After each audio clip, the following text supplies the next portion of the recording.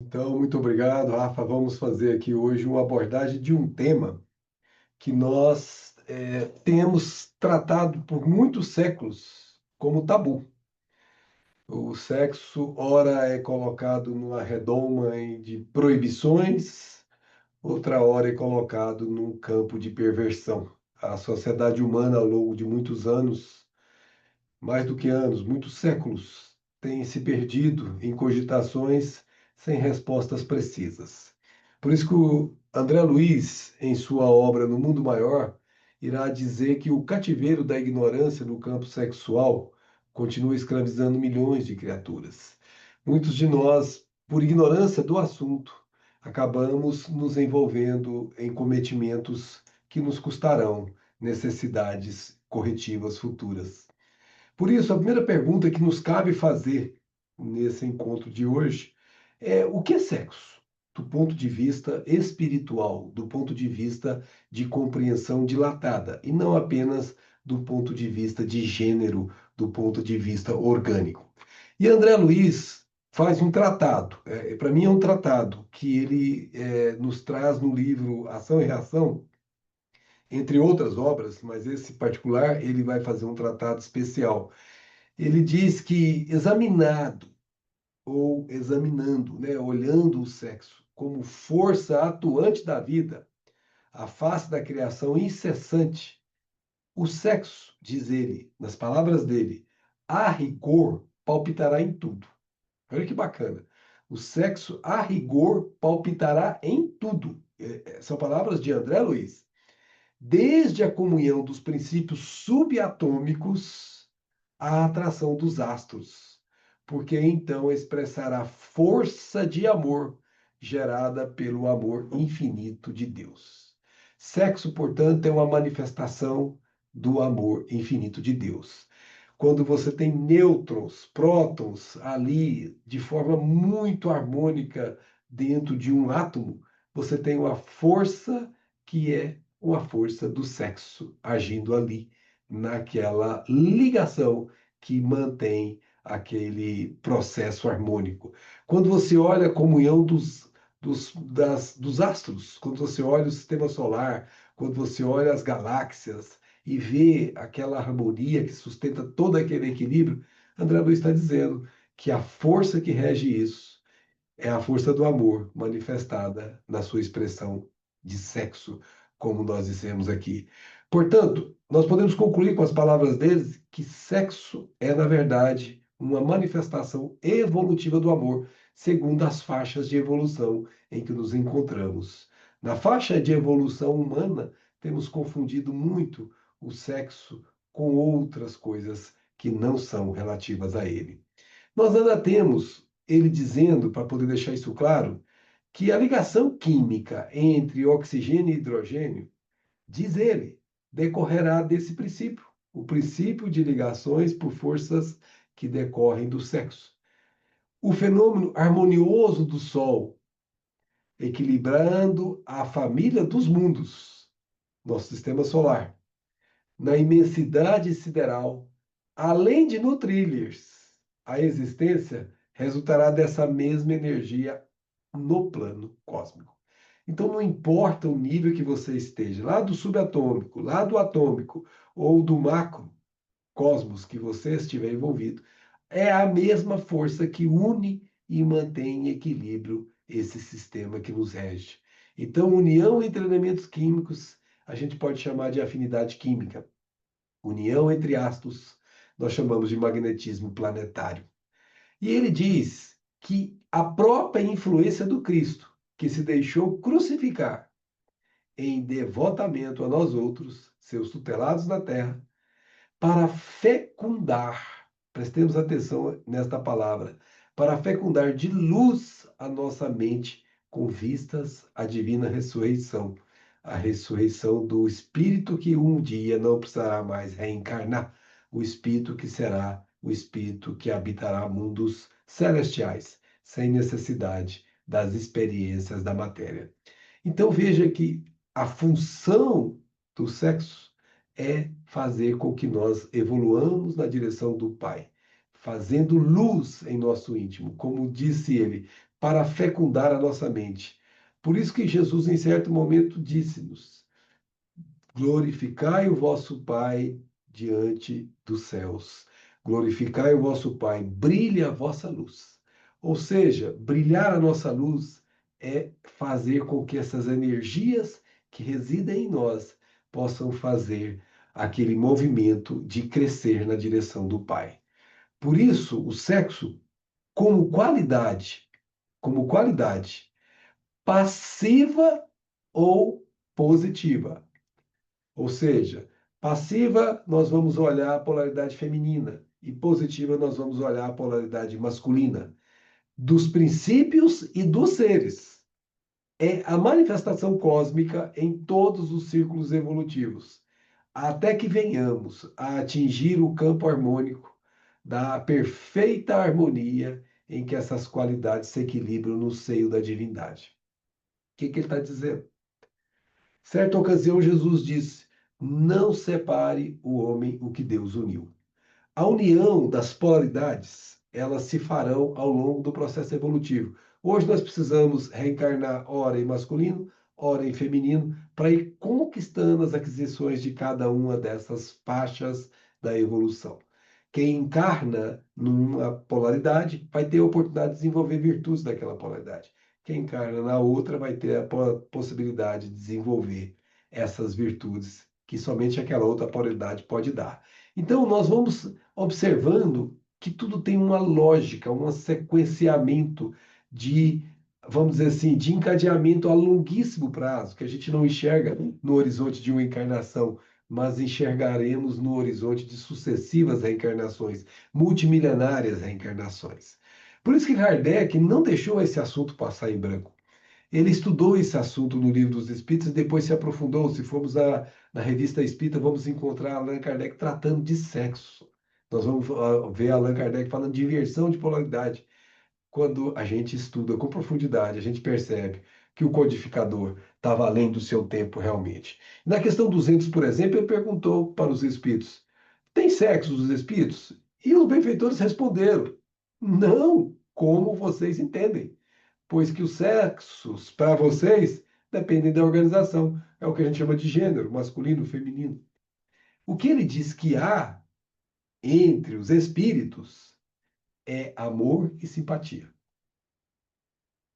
A mesma forma que um átomo de hidrogênio é atraído por um átomo de oxigênio, a mesma ligação que tem em planos evolutivos diferentes é o que liga a polaridade masculina de um homem e a polaridade feminina de uma mulher. Ou seja, a ligação entre eles se dá por uma força que é uma força de atração. E é por isso que a gente entende que o que liga-nos uns aos outros é aquilo que se chama simpatia e amor. Nessa ordem de evolução. Primeiro se conquista a simpatia até um dia chegarmos a olhar-nos uns aos outros como os complementos uns dos outros daquela fraternidade universal. Mas sempre, sempre disseram os espíritos que isso tem que ser baseado na concordância dos sentimentos, que é o que rege a nossa realidade do ponto de vista da força sexual. Mas a gente pode perguntar também, para avançar um pouquinho nesse tema, sobre as funções que têm essas ligações, para que elas servem, quais os objetivos que elas trazem para que nos sustentem a vida. E nós vamos entender que a gente tem forças que transcendem certas situações. Por exemplo, a gente atende a três demandas que as forças sexuais promovem no movimento da nossa evolução. Diz o André Luiz que temos três funções por cento genésico, que é onde alojam-se as forças as forças sexuais que nós todos trazemos em nós. Ele diz que existe uma função de reprodução da espécie, comum a nós, seres humanos, e aos demais animais, por exemplo. Mas ele diz que existe uma outra função, que à medida que a criatura vai evoluindo, vai se sobrepondo àquela anterior, que é a função de revitalização dos afetos, em que a natureza espiritual começa a prevalecer sobre a natureza animal, que é dominante na primeira etapa. Mas ele disse ainda que tem uma terceira etapa em que as forças sexuais na evolução humana são colocadas a serviço da vida, que ele chama de sublimação dessas forças. Ele diz que as fecundações físicas, elas exigem as disposições da forma, ou seja, nós temos que ter um corpo masculino e um corpo feminino para que isso se suceda, para que isso, obviamente, gere a perpetuação da espécie e a gente possa ter o processo evolutivo em continuação, reencarnações novas acontecendo, novas experiências e a vida crescendo na direção do Pai. Mas ele disse que a união da maioria dos nossos homens e mulheres aqui da Terra, desse estágio evolutivo que nós encontramos, que estágio é esse? Mundo de expiações e provas, caminhando para mundo de regeneração. Mundo de expiações e provas, onde ele domina o campo sensorial, onde os prazeres sensoriais são dominantes em relação aos regozijos do sentimento. Nesse mundo, diz o André Luiz, a união entre a maioria dos habitantes desse mundo, entre homens e mulheres, polaridade masculina e feminina, se aproxima demasiadamente das manifestações dos mesmos animais. Ou seja, as forças de atração são basicamente fisiológicas. Guardadas as proporções, é a mesma coisa que seriam os animais, disse André Luiz nessa expressão. Agora, quando você vai para o segundo estágio, que é o da revitalização dos afetos, em que a natureza animal começa a se subliminar e a natureza espiritual começa a se sobrepor, algumas coisas são notórias. E você, se prestar atenção nas palavras de André, você vai identificar isso facilmente em você mesmo ou naqueles com os quais você tem transitado na vida. Ele diz que as fecundações psíquicas, não as fecundações mais de formas que geram filhos, filhos fisiologicamente falando.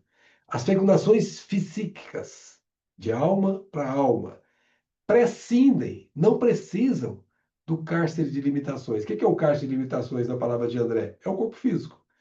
E efetuam-se nos resplandecentes domínios da alma, em processo maravilhoso de eternidade. Aqui você começa a entender que gênero não é a resposta final para o processo de entendimento do sexo. Por seu sexo, na rigor, ele está na alma e não no corpo físico. Portanto, você vê, às vezes, inversões de polaridade em que o corpo está diferente do psiquismo. Uma criatura tem um psiquismo com polaridade feminina, mas veste um corpo masculino. É um desconforto, às vezes. Ou o inverso, a criatura tem polaridade do outro lado e o corpo é oposto àquela polaridade. O que afiniza as criaturas não são os corpos, são as almas. O psiquismo é que atrai um ao outro. Por isso que essas fecundações, disse André Luiz, elas são fecundações psíquicas e não fecundações de corpos. São almas que se atraem umas para as outras. Então, essa é aquela movimentação em que, às vezes, entre um casal, por exemplo, basta ali, na maioria das vezes, o olhar. Aquele olhar doce, aquele olhar em que você nutre o outro simplesmente olhando aquela palavra doce, que cativa, que prende, que tranquiliza. O simples gesto de carinho e compreensão que um expressa ao outro. Basta isso às vezes. Basta isso às vezes, sem necessidade de haver a cópula sexual para que eles se complementem, para que eles se preencham um no outro. A polaridade de um preenche a polaridade de outro. Isso é o magnetismo na linguagem de André Luiz, criador do coração amado. Um supre o outro naquilo que se chama magnetismo de alma para alma. Mas o terceiro estágio não é para qualquer um ainda. O terceiro estágio é quando você pega essas forças sexuais, que no primeiro estágio gera filhos físicos, no segundo estágio gera afetos, que são as criaturas ligadas umas às outras. Mas no terceiro estágio, essas forças são sublimadas e não é de relação entre duas almas apenas. É uma relação de uma alma com a coletividade.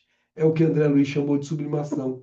Porque ele diz que a paternidade e a maternidade, típicas do primeiro e do segundo estágio, elas não representam os únicos serviços divinos, conquanto elas sejam tarefas sublimes, porque existe um outro serviço divino, que é o serviço do bem para o bem de todos.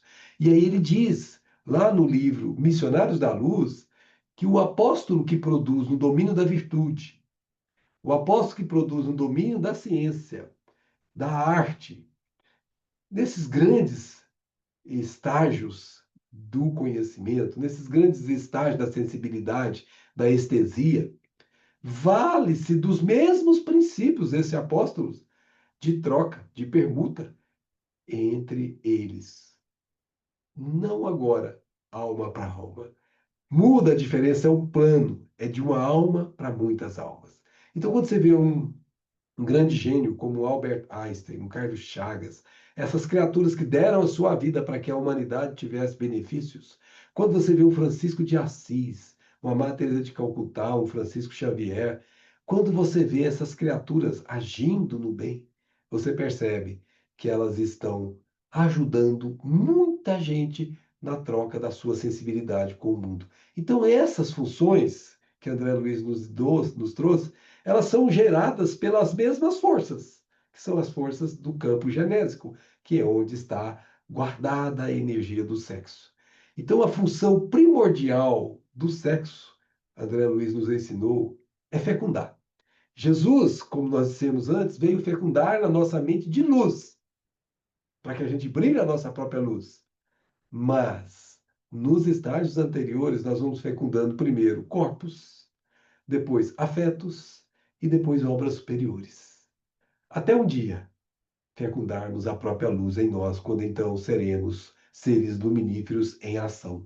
Então veja que coisa interessante, nós somos seres que fecundamos um ao outro, fecundamos novos corpos, mas fecundamos sobretudo a luz em nossas mentes com o aprendizado da vida.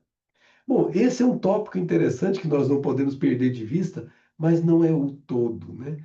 A gente pergunta sobre essa tal de polaridade que a gente falou rapidamente. O que é essa polaridade psíquica? O que são esses característicos viris e feminis que a gente se referenciou aqui, en passant? Olha, tem uma pergunta que está lá no livro dos Espíritos, que está na questão 202.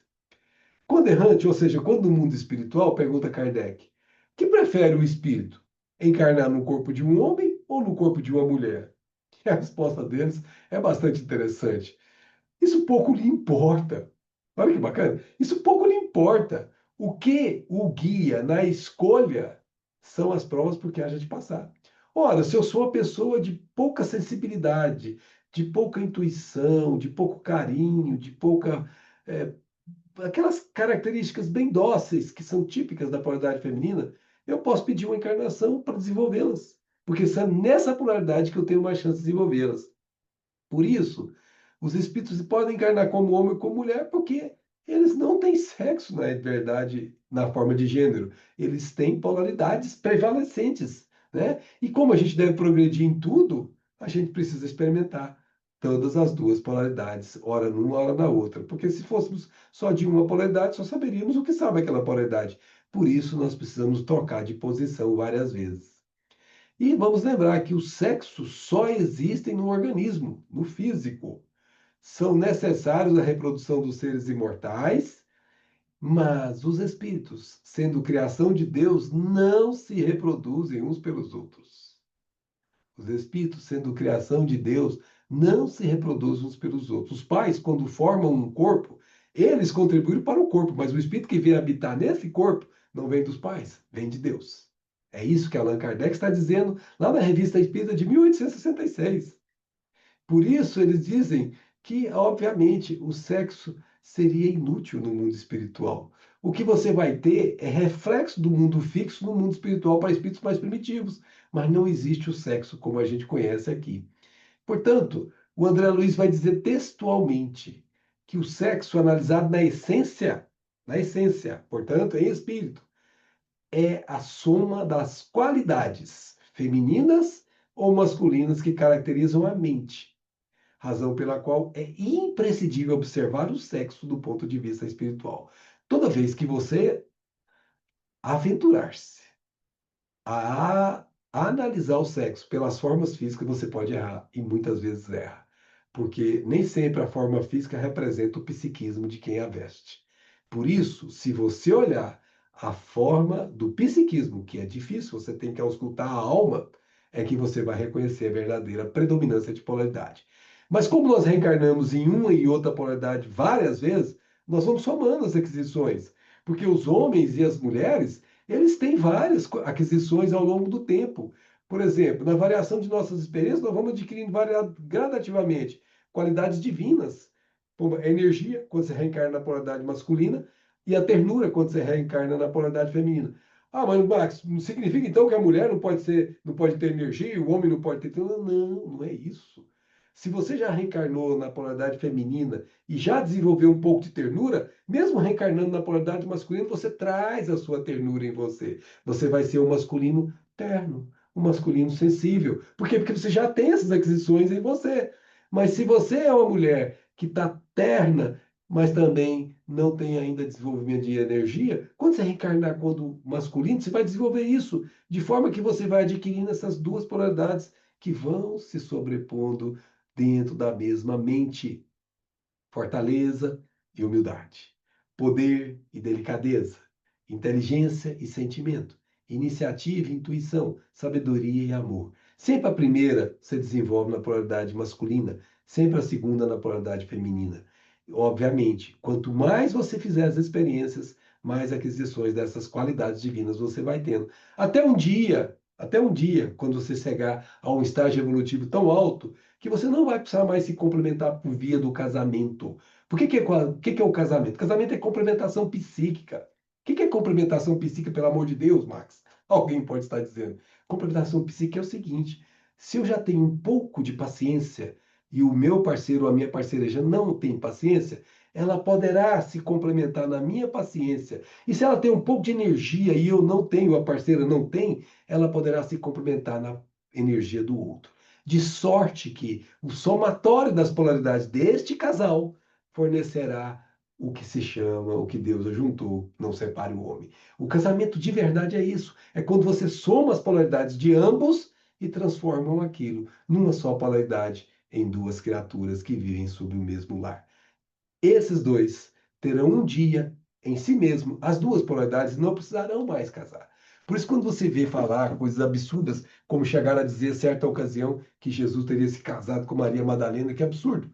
Jesus já tinha as duas polaridades psíquicas nele mesmo. Foi o único ser que já conquistou esse estágio que veio à Terra.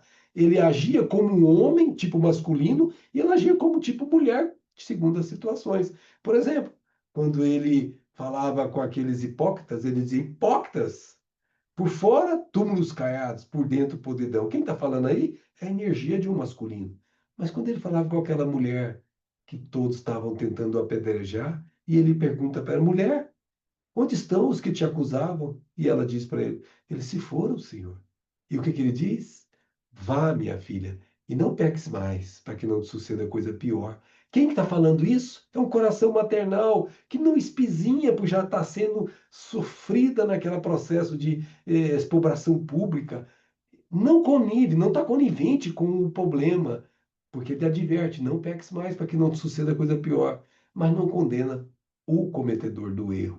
Então nós temos que entender que Jesus transitava entre a polaridade feminina e masculina segundo as necessidades. Dia virá que todos nós faremos isso. Um casal não consegue fazer isso porque não tem todas as polaridades se agir individualmente. Mas se agir coletivamente, ambos, fica muito mais fácil uma relação. Esse é um casal sábio. E um dia nós vamos ser portadores dessa mesma polaridade, porque nós deteremos todas as qualidades nobres que são inerentes à masculinidade e à feminidade, e vamos refletir em nós mesmos a glória do Criador. E isso nos levará a dizer, como diz Jesus: eu e o Pai somos um. O que significa isso? Que eu já terei o pensamento de Deus, o pensamento cósmico agindo em mim. Onde eu estiver, eu acho como se fosse o próprio Deus agindo. Por quê? Porque eu já estou completado. Eu já juntei as duas polaridades num processo longínquo de evolução. Então, gente, é muito importante a gente perceber que somente quando chegado a um certo grau de adiantamento e de desmaterialização é que a influência da matéria se apaga completamente e com ela o caráter do sexo. E são palavras de Allan Kardec, lá na revista referida de 1966. Então você percebe claramente que é um processo de desmaterialização ou de espiritualização em que você chegará ao momento que não fará mais necessário você ter essa imagem masculino e feminino. Quem leu o livro Entre a Terra e o Céu, desculpa, Entre a Terra e o Céu, não, Obreiros da Vida Eterna, vai ver lá no capítulo 3 uma visita lá em O Nosso Lar de um espírito chamado Asclépios, que não tinha forma física como nós conhecemos. Ele teve que se revestir para poder se tornar reconhecido entre nós. Por quê? Porque ele já estava num nível evolutivo tão elevado, tão desmaterializado, que essa condição de masculino e feminino não tem nenhuma relevância mais, porque ele já tinha portando em si as necessidades dos dois. Então a gente vai, obviamente, saber que quando a gente desencarna, a gente vai guardar a impressão principal da gente, que é se eu estou como masculino, eu vou desencarnar, vou prevalecer como masculino. Mas se na próxima encarnação eu quiser vir como mulher, eu vou guardar quando voltar as minhas impressões de mulher. E assim, até um dia não precisar guardar nenhuma delas. O que nos apresentamos como homem ou mulheres, então, é apenas para lembrar a existência em que nós fomos conhecidos. Um dia chegaremos a isso, porém, isso ainda vai longe. Nós temos muito o que fazer nesse estágio evolutivo a que nos reportamos. Para a gente não deixar passar, vamos lembrar que tem a inversão de polaridade natural, que é quando você está reencarnando como homem, por exemplo, e quer reencarnar como mulher. Então, para que a mudança reencarnação, basta a inversão de polaridade, adaptação e do espírito ao novo corpo. Então, você vai vestir uma nova roupagem e vai vir com o psiquismo adaptado para aquela nova roupagem. Então, não tem nenhum constrangimento. Você está no corpo feminino com o psiquismo feminino. Porém, não é sempre assim que acontece. Nós temos os problemas da inversão de polaridade, que nós chamamos que o espírito, obviamente, tem as suas dificuldades pela lei de causa e efeito, né? Nesse caso em que a gente tenha essa inversão de polaridade por resultados de ações pretéritas, aí nós temos uma reversão de polaridade por constrangimento. A criatura tem um psiquismo que não se coaduna com o modelo físico, e ela não se sente bem. Isso é um constrangimento e é uma prova, como qualquer outra prova, como nos diz Kardec. Então nós precisamos aprender que cada um de nós está na posição que precisa estar para que nós possamos, de fato, encontrar a paz íntima que de alguma forma nós perdemos. E tem aquela polaridade que a gente chama de polaridade missionária, que é quando, em muitas circunstâncias, os grandes corações, as grandes almas, reencarnam em corpos que não lhes correspondem aos mais recônditos sentimentos. O sentimento dele é invertido em relação ao corpo. Você quer um caso clássico que nós espíritas conhecemos sobejamente? É o caso de Chico Xavier. Chico Xavier, ele tinha totalmente um psiquismo muito doce, muito feminino, de uma polaridade feminina muito evoluída. Mas se ele renascesse como mulher naquela época, 1910, para produzir essa obra que ele tinha que produzir, seria muito mais dificuldades. Por isso, reencarnou na posição de um homem, porém com um psiquismo muito doce, um psiquismo típico de feminino, conquanto não perdesse a sua própria masculinidade. Que foi uma solicitação, uma posição que foi solicitada por ele próprio. Para quê? Para que ele opere com mais segurança e valor no acrisolamento moral dele mesmo, obviamente, mas também, e no caso principal do Chico, que é na execução das tarefas especializadas. E a dele foi especializadíssima, que ele veio trazer essa magistral doutrina que nós conhecemos. Mas e a polaridade por constrangimento, Marcos? Como é que funciona isso? O André Luiz estuda esse assunto lá em Ação e Reação, que é exatamente causa e efeito. Ele diz assim: em muitas ocasiões, quando o homem tiraniza a mulher, furtando-lhe os direitos e cometendo abusos, quando ele faz isso, desorganiza-se ele próprio, a tal ponto que, inconsciente e desequilibrado, ele vai ser conduzido pelos agentes da lei divina a renascimento doloroso em corpo feminino, para que, no extremo desconforto íntimo, aprenda a venerar na mulher sua irmã e companheira, filha e mãe diante de Deus. Ocorrendo da mesma situação, idêntica situação com a mulher criminosa, que depois de arrastar o homem à devassidão e à delinquência, cria para si mesma terrível alienação mental que, para além do sepulcro, ela vai levar e vai requisitar quase sempre a internação em corpo masculino, a fim de que, nas teias do infortúnio de sua emotividade, saiba edificar no seu ser o respeito que deve ao homem perante o Senhor. Então, não importa. Em resumo, nós podemos dizer que quase sempre os que chegam ao além-túmulo, isso é Emmanuel falando no livro Religião dos Espíritos, quase sempre os que chegam ao além-túmulo sexualmente depravados, depois de longas perturbações, renascem no mundo, tolerando moléstias insidiosas, quando não se corporificam em desesperadora condição invertiva, inversão de polaridade, amargando pesadas provas como consequência dos excessos delituosos a que se renderam. Então, minha amiga e meu amigo, nós estamos aqui diante de uma força que precisa ser domada, que precisa ser controlada, que precisa ser direcionada, seja para a procriação, que é na etapa um, seja para a revitalização de afetos, seja para a sublimação nas obras que vão beneficiar a nossa querida humanidade. Aquelas forças sexuais, elas são transmudadas em energias de ciência, de arte, enfim, energias que vão produzir obras superiores. O Chico Xavier não se casou. Ele tinha as mesmas necessidades fisiológicas que qualquer um de nós, seres humanos normais, tem. Como é que ele fez? Ele fez com que essas energias fossem direcionadas para a obra da mediunidade. E o que faz com que nós tenhamos claramente o entendimento do que essa força pode fazer. Aí você pode me perguntar, nós estamos aproximando do final. Como que eu faço para educar o uso do sexo, uma vez que nós falamos no início?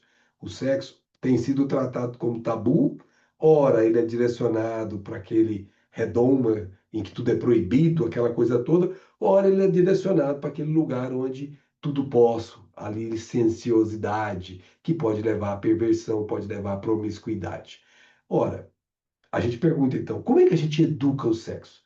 E é Emmanuel, no livro chamado Vida e Sexo, que diz assim: toda criatura, palavras dele, não minhas, estou lendo aqui agora exatamente como está lá. Toda criatura na Terra transporta em si mesma determinada taxa de carga erótica. São palavras de Emmanuel, determinada taxa de carga erótica, de que, em verdade, não se libertará unicamente ao preço de palavras e votos brilhantes. Não. Se libertará à custa de experiência e de trabalho.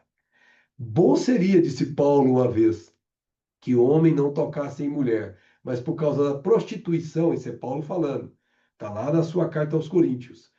Tenha cada homem a sua própria mulher e cada mulher o seu próprio homem. Ou seja, que sejam pelo menos monogâmicos, é o que ele está dizendo. E assim, diz Emmanuel, em matéria de sexo, como se educa? Não a proibição, mas a educação. Não a abstinência imposta, mas emprego digno com o devido respeito aos outros e a si mesmo. Não indisciplina, mas controle. Palavras de Emmanuel.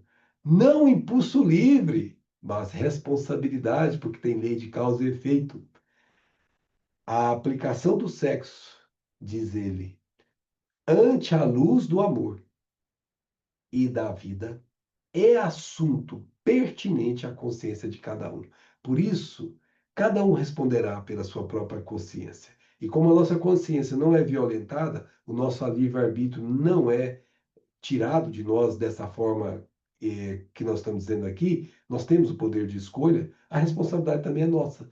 Não nos violenta a consciência, mas também nos permite que nós passemos pelas dificuldades com relação às forças que teremos que arquitetar depois para reparar. Aí você pergunta assim, Max, mas eu conheço pessoas que já são pessoas que estão transviadas no sexo. Como é que a gente faz com elas? Como é que a gente lida com essas pessoas? Porque tem muita gente que acaba falando, né? É, tipo assim, sublinhamente, às vezes não fala frontalmente, daquelas pessoas. E o Emmanuel diz assim: aplica a bondade e a compreensão toda vez que alguém se levante contra alguém, porque em matéria de sexo, palavras dele no livro Encontro Marcado, em matéria de sexo, com raras exceções, todos trazemos heranças dolorosas de existências passadas, dívidas a resgatar e problemas a resolver.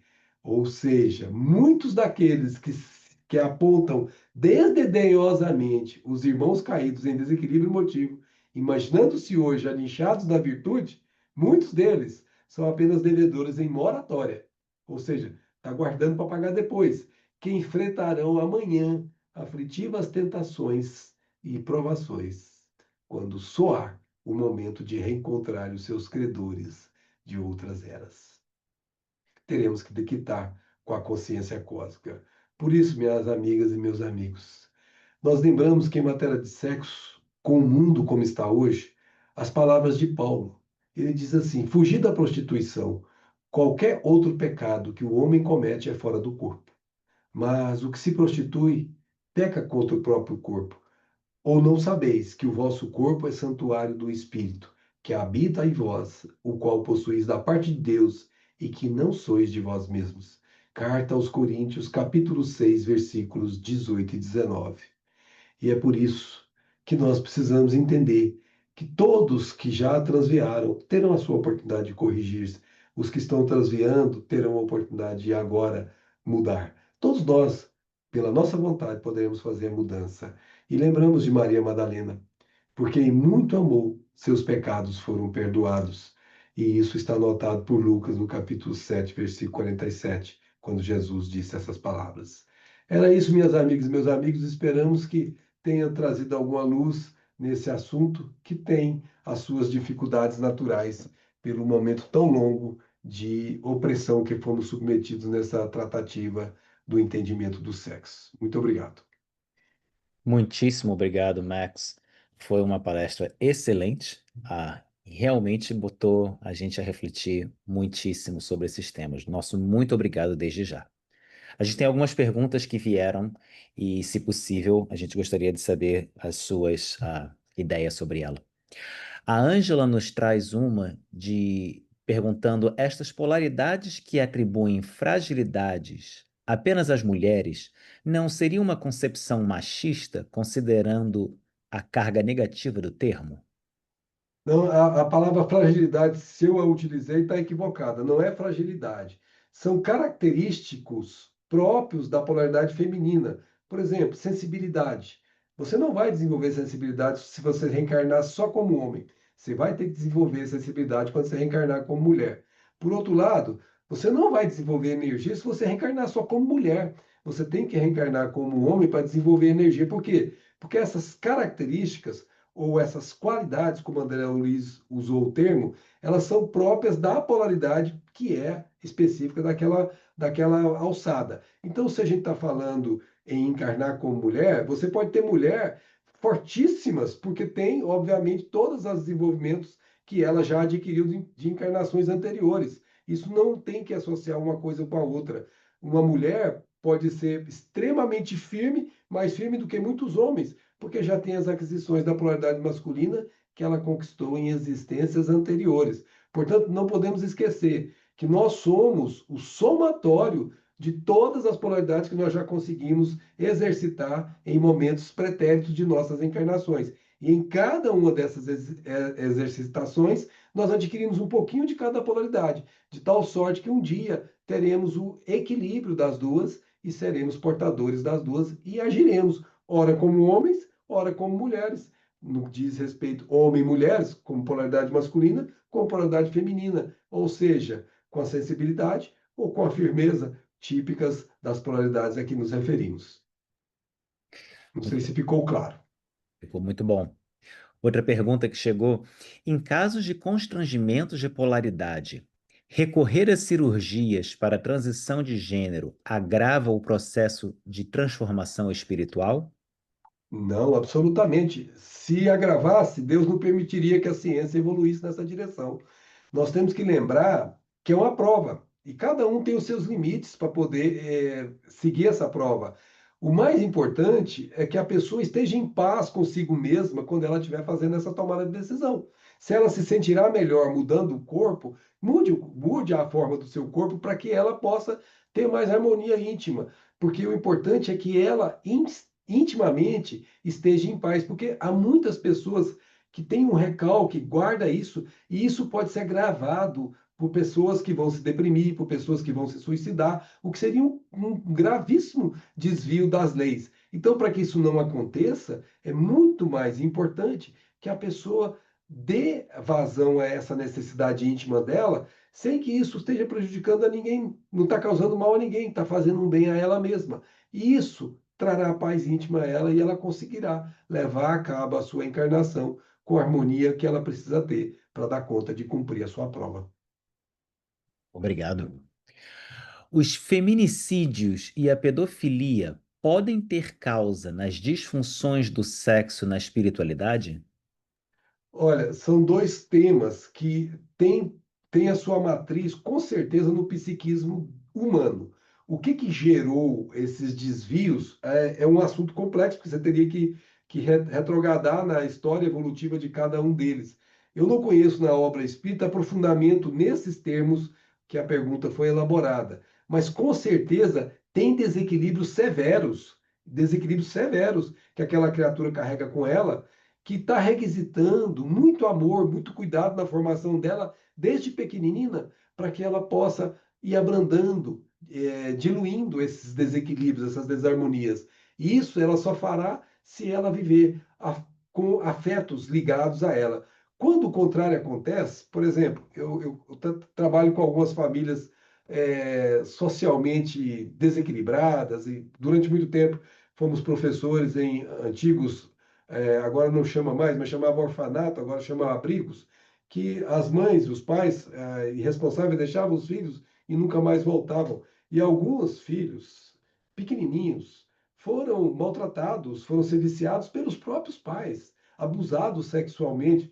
E esses traumas, eles carregam neles.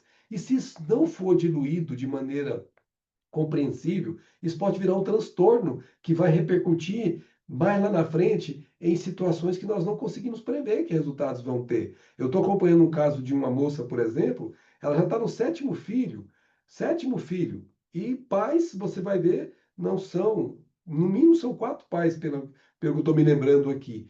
E a cada caso desse, ela vai se envolvendo com drogas, com outras coisas. Aí quando a gente foi fazer rastreamento da vida dela um pouco melhor, a gente percebeu que lá atrás ela foi abusada pelo pai e aquilo é um trauma que ela não conseguiu ainda diluir.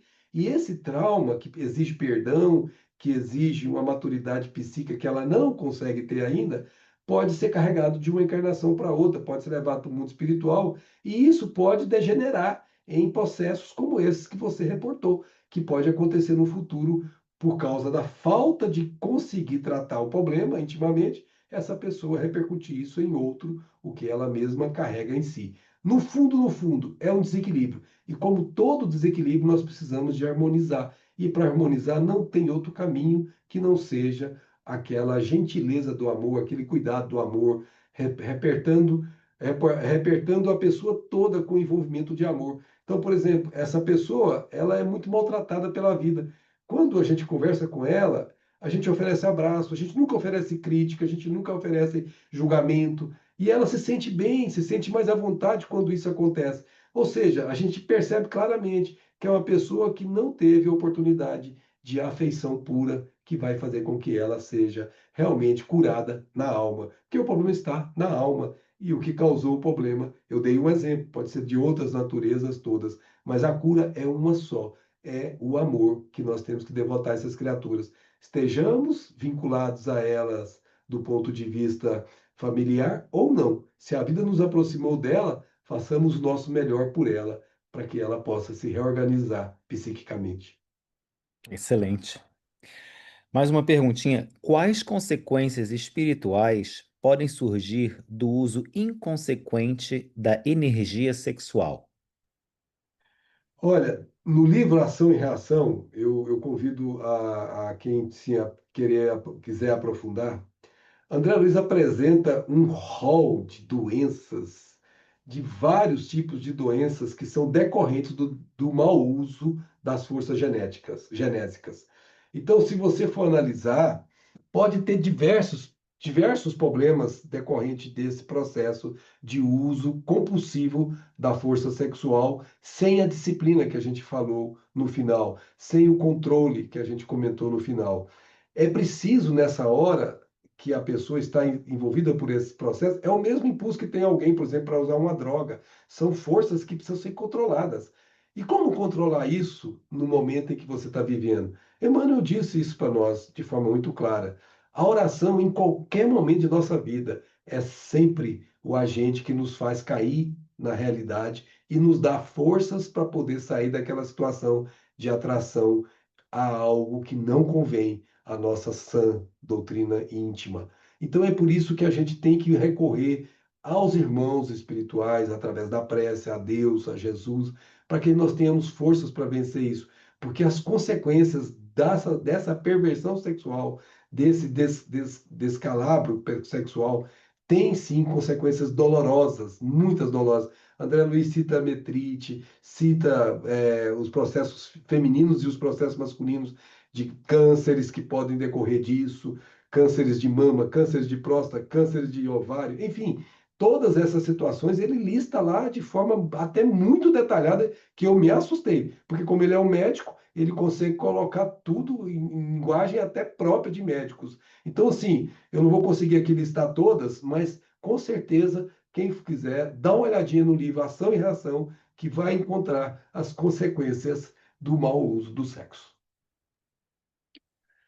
Tem uma pergunta da Cidinha no chat. Ela diz: o espírito não tem sexo, mas minha pergunta é: quando sentimos que fomos levianas nas reencarnações anteriores, voltamos como mulher e podemos ser obsidiadas pelos devaneios das reencarnações anteriores? Olha, o que pode acontecer é a autocobrança, né? Por isso a gente tem que estar sempre com um ponto de vista muito importante. A gente fala muito em perdão aos outros. A primeira coisa que a gente tem que fazer é perdão para a gente. Porque se Deus não nos concedesse uma oportunidade de corrigir, nós estaríamos perdidos eternamente. Mas como se nós erramos e nós conscientemente saímos do complexo de culpa, presta muita atenção nisso. Complexo de culpa ou remorso são sinônimos. Para o campo do que nós chamamos arrependimento, nós fazemos um avanço profundo, porque é você ficar na culpa, que é um círculo vicioso, um loop. O arrependimento, ao contrário, você tem noção clara. Você tem, aliás, nem noção, você tem certeza que errou. Mas você vê luz no fim do túnel. Você sabe que você pode corrigir. Por isso que o nosso querido Allan Kardec, no livro Céu e Inferno, colocou lá no Código Penal da Vida Futura três estágios. Você tem que ter o arrependimento, a expiação e a reparação. Três estágios para você entrar em equilíbrio. Então, quando alguém tem essa sensação de que, de alguma forma, o passado, de alguma forma, está insidioso na sua presença atual, primeiro, perdoe-se. Poxa, eu errei. Qual de nós aqui pode atirar a primeira pedra? Quem de nós aqui é capaz de dizer que nunca errou em nada na vida? O erro faz parte do aprendizado. Se a gente se prender nisso e essas coisas ficarem voltando em nossas mentes, isso atrapalha o corrigir do futuro. Mas se a gente aceitar isso como responsabilidade da gente e trabalhar para corrigir isso, fazendo o oposto do que nós fizemos, nós passaremos a ficar livre disso e nem obsessão, auto-obsessão e nem obsessão externa virá nos acompanhar, porque nós estaremos seguindo o caminho da retificação justa, fazendo aquilo que não conseguimos fazer na encarnação passada. Aliás, André Luiz tem uma frase esplendorosa nisso. Ele diz assim: melhor suar no trabalho justo e honesto do que suar e chorar na reparação justa e necessária. Então a gente sabe que, obviamente, a gente tem que reparar. Então não dá para a gente espírita, não tem como fugir disso. Você sabe que vai ter que corrigir. E essa correção é sua, é você com você. Só que você não está só, tem forças espirituais que te ajudam. Se você reconhecer o erro, isso é o arrependimento, e você buscar a reparação. O arrependimento e a reparação tem um intermediário antes, que se chama expiação, que é sentir esse mal-estar. O mal-estar vai permanecer em nós enquanto a gente não fizer a depuração completa do desvio a que nos entregamos em determinado setor da vida no passado. Max, o nosso muitíssimo obrigado. Devido ao horário, a gente vai deixar algumas perguntinhas para a próxima vez. Antes da gente terminar a nossa reunião de hoje, só queria anunciar a todos que na próxima semana nós teremos conosco o nosso querido Paulo Lodge. Ele vem para falar sobre o tema A Importância das Emoções no Autoconhecimento, a parte 7 da série dele, que vai focar na alegria. Max, O nosso muitíssimo obrigado em nome de todos aqui. Já temos várias pessoas que reagiram com coraçãozinho, com joinha, e várias pessoas botando aqui no chat que estão muito agradecidos pelas suas palavras. Se a gente pudesse então pedir para você fazer quaisquer considerações finais e a nossa prece de encerramento, seríamos muito gratos. Gratidão pela oportunidade e lembrar, né? Por que que essa doutrina espírita, ela é libertadora? É por isso.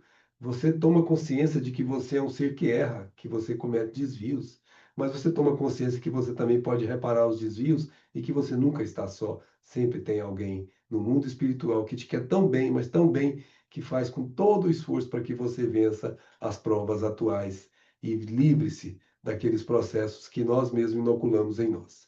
Então, agradecidos por essa doutrina abençoada, que nos faz compreender o Evangelho, que nos faz meditar sobre esse Evangelho, sentir esse Evangelho em nós. Nós agradecemos, Pai, pela bênção de poder ser aqueles que bebem dessa água tão salutar, essa água que descedenta as nossas necessidades íntimas. Beber no Evangelho de Jesus, compreendido pela doutrina espírita, é algo incomparável, Senhor. E nós damos muita graça pela bênção de poder usufruir desse líquido abençoado, essa linfa bendita que nos torna mais próximos de Ti. Ajuda-nos, Senhor, a vencer as nossas dificuldades, as repercussões do passado que incidem hoje no presente, para que possamos, de uma vez por todas, fazer a vontade de nosso Pai, amando-nos uns aos outros, vencendo a nós mesmos, fazendo com que, portanto, sejamos tão puros quanto possível no momento presente da encarnação. Fica conosco, Mestre e Senhor Jesus, e nos ampara para que possamos vencer a nós mesmos. Que assim seja.